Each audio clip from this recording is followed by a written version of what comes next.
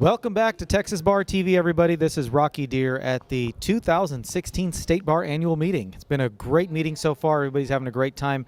We're right at about the halfway mark of day one, Thursday, and we get to kick off our lunch hour with Mr. Richard Cheng over here to my left, your right.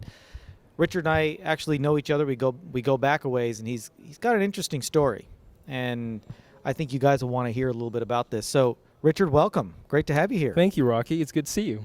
So, Richard, first of all, tell us, before we get to the really interesting stuff, Okay. tell us who you're with.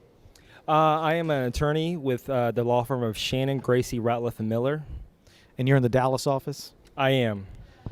Richard actually lives down the street from me in Frisco. So when I say Dallas office, I know the commute he's got. It ain't easy, but he does it. For those of you that don't know Richard is traditionally been a healthcare lawyer. That's correct. That's correct. I have traditionally been known as one who primarily represents healthcare providers, particularly in the post-acute care space, nursing homes, long-term care facilities, assisted living, home health, hospice, and rehab, and other healthcare provider sectors. You've gotten into a new practice area.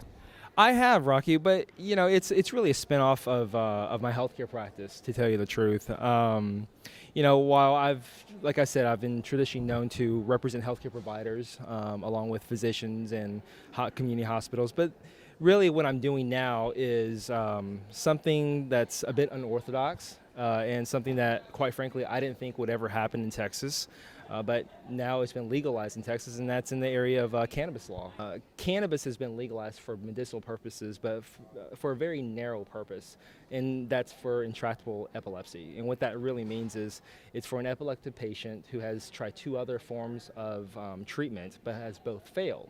And you have to be a registered epileptic through the Department of Public Safety. And the physicians who prescribe medicinal marijuana to the registered patients, they also have to be registered through an online secure system through the DPS as well. You've probably heard, well, you may or may not have heard, but the actual name of the bill, or the actual name of the law, is called the Texas Compassionate Use Act. Sure, I've heard of that. Okay. Yeah, and I actually just recently blogged on it at on our Shannon Gracey Health Law blog. So if you want to learn a little bit more about it, take a look. This is about cannabis as a plant.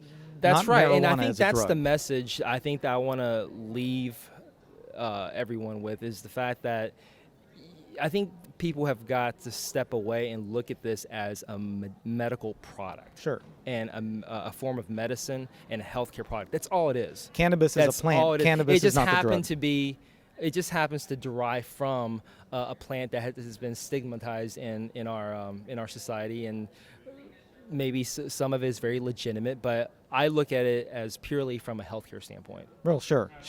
Thank you, Richard, for being here. Ladies and gentlemen, hope you learned something from this. I certainly did. And again, Richard, what a pleasure. Thank you, Rocky. Great story. Thank you. This is Rocky Dhir signing off for Texas Bar TV. We will see you next time. Thank you, everybody.